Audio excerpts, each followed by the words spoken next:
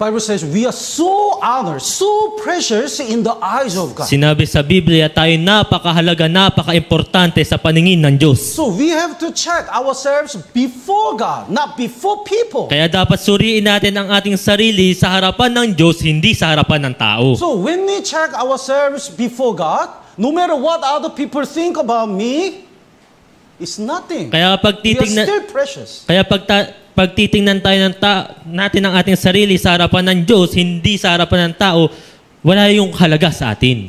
Especially these days, the SNS, social media is really a problem. Sa panahon natin ngayon, yung social media, yun yung problema. I look at the research.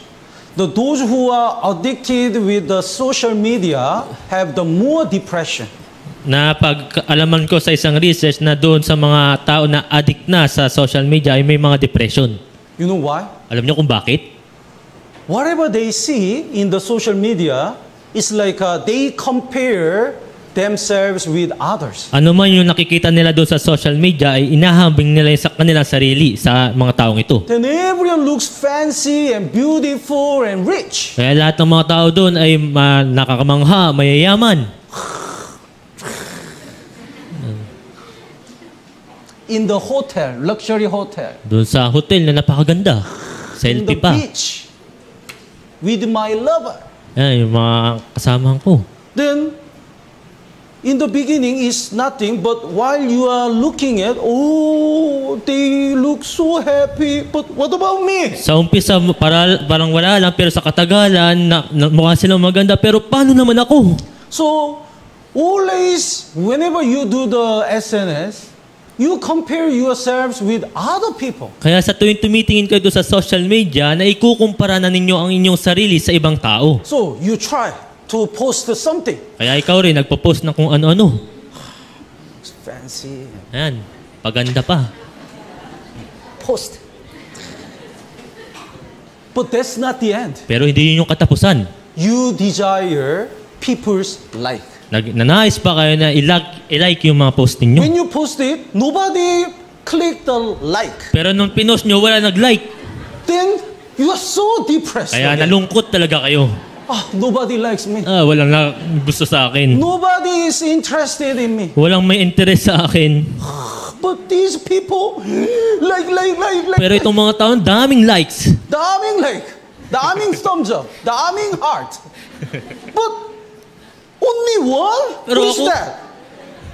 Nanay ko. Hindi ko alam. Then, you feel you are useless person. Kaya pakiramdam nyo, wala kayong kwentang tao. Depends on the like. You learn, you are not learn. You feel like you are useless and you are nobody. Depende doon sa likes na meron kayo, nakadepende yun kung gaano pa kayo may kwenta o wala. But they cannot decide your value. Subalit hindi sila makapag-decide kung gaano yung halaga ninyo. Tama pa ba? Your value doesn't depend on the thumbs up, like, or heart. Yung halaga mo ay hindi ayon base sa likes, hearts o anumang natatanggap mo. But those who are addicted in SNS always compare with others and depending on the people's response, they think they become valuable person or useless person. Doon sa mga taong addict sa social media, nakadepende lang yung kasiyaan nila doon sa mga likes o ano man na ikukumpara nila sa ibang tao. That's why they are depressed. Kaya nga, nade-depress na sila. So, in order to overcome the depression, they choose the wrong choice. Kaya para malampasan nila itong panlulumo nila ay nagkakaroon sila ng pagkakamali. They put their all the energy and the life in the social media. Inilalagay nila yung buo nilang kapangyarihan at kanilang buhay doon sa social media. So, ting, oh, okay. Thumbs up, okay. Kaya pag nakita nila, okay na sila. I'm important person.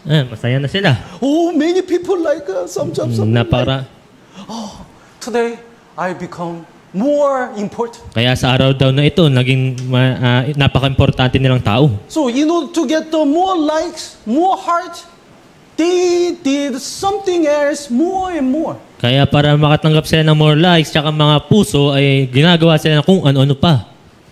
your value doesn't depend on this kind of things. Yung halaga mo ay hindi nakadepende dito sa mga bagay na ito. Bible says we are so honored, so precious in the eyes of God. Sinabi sa Biblia, tayo napakahalaga, napaka-importante sa paningin ng Diyos. So we have to check ourselves before God, not before people. Kaya dapat suriin natin ang ating sarili sa harapan ng Diyos, hindi sa harapan ng tao. So when we check ourselves before God, no matter what other people think about me, it's nothing. Kaya We are pagtitingnan, still precious. kaya pagtitingnan tayo natin ang ating sarili sa harapan ng Diyos, hindi sa harapan ng tao, wala yung halaga sa atin. Especially teenagers. Lalong-lalo na itong mga kabataan na ito. The teenagers don't know how much valuable or they don't have their own standard. Yung mga kabataan, hindi nila nalalaman yung kanilang tamang pamantayan. That's why they are affect more easily by other people's response. Kaya